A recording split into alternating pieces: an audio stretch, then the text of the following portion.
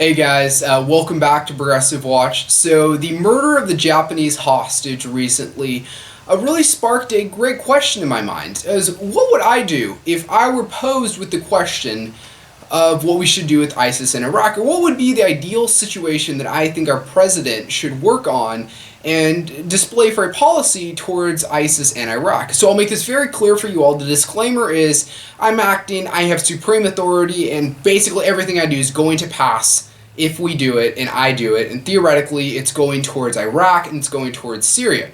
Now this is a 10-point outlined plan that I did accumulate in a research over a few days. So here's the first thing I'd do. So the first thing I would do is I would apologize. I would apologize to the ISIS leader for what happened at Abu Ghraib. Remember, we tortured him for an extended period of time, and this made him develop a strong anti-American sentiment. I don't disagree with him. I mean, in fact, what I would do, I would go even further. I'd say, as president, I apologize for all the torture we did to everybody. Guantanamo Bay, Abu Ghraib, all torture. I would apologize for all of that, right? Because torture's terrible. It's not right, of course. And the second of all, this is most key, I would make it very known, Iraq, I apologize. We, the United States, apologize for going into Iraq, and we apologize for making ill-advised assumptions that you were in bed with Al-Qaeda. We know that wasn't true because, right, we just jumped to conclusions, went to war in Iraq, thinking that they had weapons of mass destruction, that they were in bed with Al-Qaeda. And what ended up happening? Let me tell you the amount of weapons of mass destruction we found. That's right, 0. We found absolutely none. And guess what linkage we had with them to the Al-Qaeda government? 0. None. Absolutely no linkage. So I'd apologize for that. I don't know why that hasn't happened. The third thing is I would, instead of bringing weapons and more military and tanks and all those things that don't really help the people, I would bring humanitarian aid. Because when you bomb a place for 10 years, you destroy a certain amount of houses, you destroy the basic infrastructure of the society, and when a government's not that strong, it's not going to be cleared up that fast. So a lot of people don't have their basic necessities met.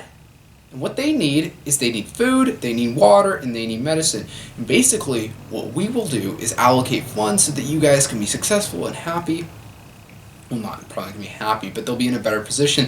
Next thing I do is I will apologize to Syria.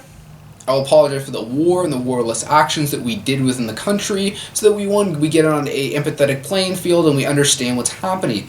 Fifth thing I would do is, like we did in Iraq, is I will send actual aid to the region. I will stop sending military aid, and we will begin sending food, water, and medicine to the region. The next thing is, I really hope this is something that's very key. We're going to stop sending weapons to Iraq and Syria already. Said that earlier. But we're going to stop sending weapons to other countries around there as well, and we're going to stop training the rebels. We're going to stop training the Jordan rebels, we're going to stop training the Bahrain rebels, and all the other countries, Egypt, all of them. We're going to stop training them. Because when we train them, we don't know, they already have an anti-American sentiment, and like what happened with ISIS, they can turn on us, and then they can want to destroy us absolutely. Just common sense, common knowledge, we're going to stop training rebels. Next thing is, and this goes off of the point that, right, we know that ISIS already controls a lot of the oil wells within Syria. So what we're going to do as a country is we're going to invest in solar. We're going to give them tons of aid in terms of solar, wind, and hydro power. Because over the long term, if we invest in this and the country becomes sustainable on this, then what ISIS has doesn't matter, and they're not going to be able to have their leverage. ISIS is thwarted, right? It's sometimes it's good to think short term, but in often sense, it's narrow-minded to only look at what's going to happen next year. Yeah, maybe next year we won't thwart ISIS as fast, but if we look 10 years, 15, 20 years, ISIS won't be on the map because we're able to thwart their basic funding mechanism. Moving on from that, the next thing I would do is I would completely end the economic sanctions. Think about this. The government right now, they might have made some mistakes, but this is destroying the people, because the people are then being cut off from some of their basic necessities, and they're starving, and it turns the otherwise neutral party members to people that just said, fudge it. You took away my basic stuff. I'm pissed off. Government's terrible. Economy's terrible. And the only thing I have to blame is I have to is I am looking at USA is the only person to blame, so I'm going to screw them, and I'm going to then go with this terrorist group ISIS. But if we, in the economic sanctions, we begin the first step to the healing process and allow these countries to get back on these thing and becomes helpful. Next thing I'm going to do, this is kind of like a UN strategy kind of, is what I'm going to do is I'm going to send aid workers, I'm going to send journalists, I'm going to send humanitarian workers, and basically what we're going to do is we're going to help and medical workers. What we're going to do is we're going to start by addressing the issues, and we're going to start helping the people, and we're going to start giving them everything they need so that they can be sustainable, and that we give a new image of the United States to the world. Because if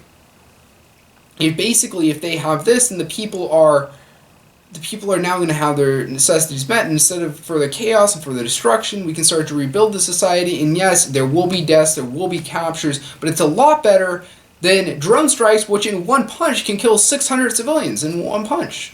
Yeah, because we want to start rebuilding. And lastly, number 10, instead of our military budget propaganda going towards getting more people to go in and fight ISIS, what I will do is I will allocate funds that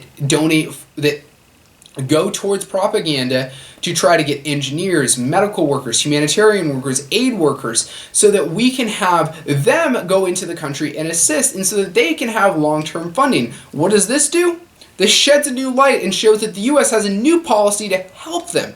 And basically, we stop supporting the military-industrial complex to stop killing people, and then we can start supporting and start beginning the healing process. This is my plan.